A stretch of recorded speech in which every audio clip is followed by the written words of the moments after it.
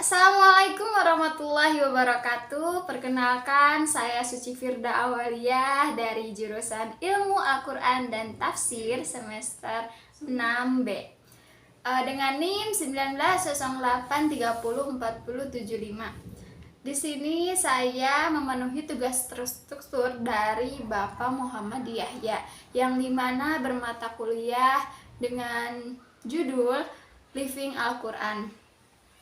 Ya, langsung saja ya tanpa basa-basi. Di sini saya akan meresum dari bukunya yang punya buku Ahmad Rafiq yang berjudul Teks dan Praktik dalam Fungsi Kitab Suci. Perbincangan artikel-artikel dalam buku ini akan saya awali dengan 3 isu utama yang diharapkan dapat menempatkan masing-masing artikel dalam hubungan tematis satu sama lain. Pertama, perbincangan terminologis frase Living Al-Quran yang didapuk menjadi judul besar buku ini. Uraian tentang frase ini merupakan konsep payung, tidak hanya untuk mewadahi diskusi-diskusi dalam artikel-artikel di buku ini, tetapi juga mendasari signifikansi isu kedua dan ketiga sebagai turunannya. Nah, itu yang pertama ya dalam perbincangan terminologisnya.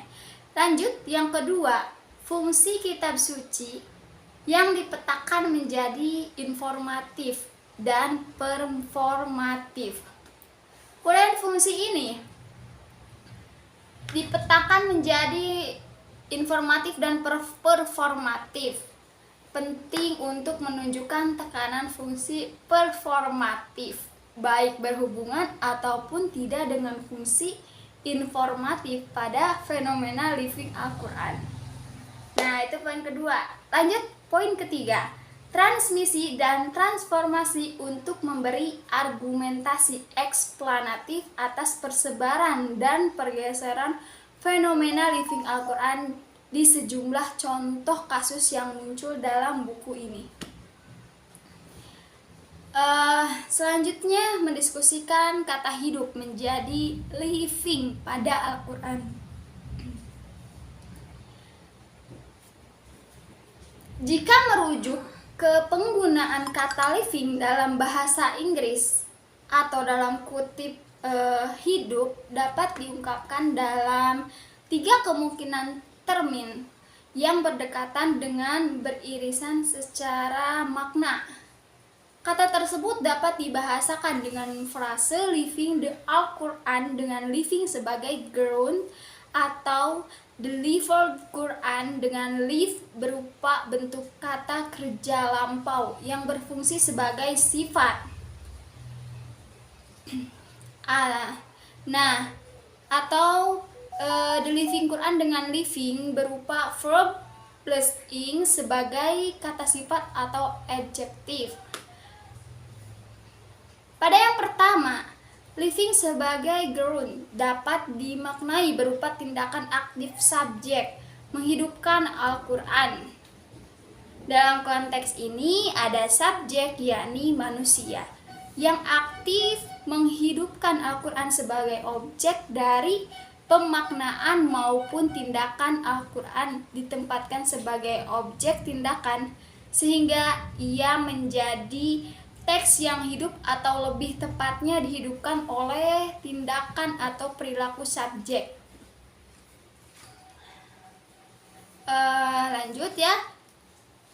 Artikel-artikel di buku ini secara bervariasi menyentuh tekanan-tekanan yang berbeda dari ketiga frase di atas. Bentuk yang pertama dalam kerung gerun dapat berkonotasi teologis, di mana subjeknya adalah muslim yang berusaha menghidupkan Al-Quran sesuai pesan idealnya. Konsekuensinya, langkahnya dimulai dari menggali makna teks yang lebih dikenal dengan tafsir. Penafsiran inilah yang kemudian mendasari amal atau praktik tertentu. Artinya, melalui penafsiran yang melahirkan amal atau praktik tertentu, inilah Al-Quran menjadi hidup. Atas dasar asumsi antropologis ini, William Graham menyebut sifat dasar kitab suci secara umum termasuk Al-Quran sebagai relasional. Disebut relasional karena sebuah teks menjadi kitab suci tidak dengan sendirinya, tetapi ketika ada orang yang menghubungkan dirinya dengan teks tersebut, baik lisan maupun tulisan yang dianggap suci, dengan berbagai cara menerima, membaca, memaknai, memperlakukan, atau menggunakannya. Perlu dicatat di sini bahwa meski memenuhi syarat relasional, orang yang tidak cukup untuk menjadikan sebuah teks relasional, orang per orang tidak cukup untuk menjadikan sebuah teks menjadi kitab suci. Orang-orang ini perlu terhubung satu sama lain secara sosial, sehingga melahirkan tindakan atau praktik bersama yang disebut Graham dengan community of faith atau masyarakat yang meyakininya.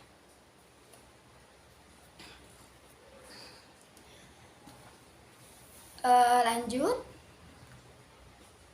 Dus Al-Quran adalah teks kitab suci yang memiliki sifat relasional, menerima tindakan sekaligus mengonstruksi tindakan. Ia pasif dan aktif sekaligus. Posisi ganda ini dapat digambarkan dengan konsep membaca tersirat, Waldfeiser, di mana pembaca memiliki fungsi ganda terhadap teks. Pertama, pembaca menangkap makna, pesan, dan imajinasi dari struktur teksnya. Struktur teks baik berupa bunyi kata atau susunan kata seperti bunyi bacaan ayat-ayat Al-Quran, kata-kata dalam Al-Quran, dan susunan ayat-ayat dalam Al-Quran. Kedua, teks menerima tindakan pembaca yang distruktur oleh pengetahuan dan pengalaman sebelumnya. Di sisi lain, pada saat yang bersamaan, proses pembacaan itu juga melibatkan horizon atau meminjam istilah Gadamer, pengetahuan dan pengalaman pembaca di luar struktur yang dibawa dengan sadar atau tidak pada saat membaca.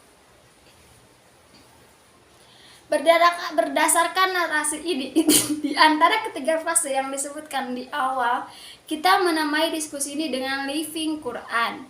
Ini berangkat dari asumsi bahwa Al-Quran adalah teks yang tidak hanya pasif menerima tindakan, tetapi juga aktif menawarkan makna. Nah, cukup sekian. Itu adalah hasil resumen dari saya. Kurang lebihnya mohon maaf apabila terdapat salah-salah kata. Dan jangan lupa like, comment, and subscribe. Wabillahi taufiq wal hidayah. Wassalamualaikum warahmatullahi wabarakatuh.